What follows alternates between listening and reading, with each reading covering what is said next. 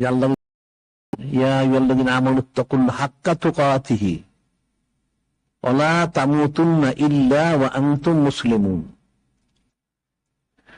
ইমানদার তোমরা আল্লাহ পাককে ভয় করো না, ভয় করো এক নম্বর। তারপর মুসলমানে মারা যাবো না।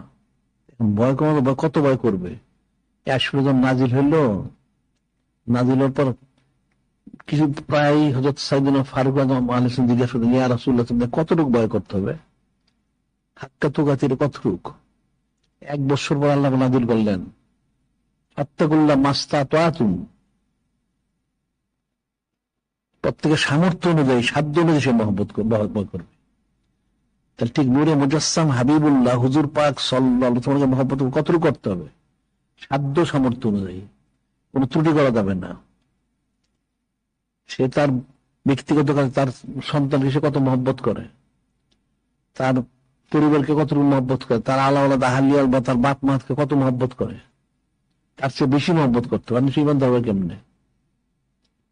সেটা তো সে করে না, না করলে সে ফায়দা পাবে কোত্থেকে? বিষয়টা তো ফিকিরের বিষয়। নূরে মুজাসসাম হাবিবুল্লাহ করতে হবে, কত মহব্বত করতে হবে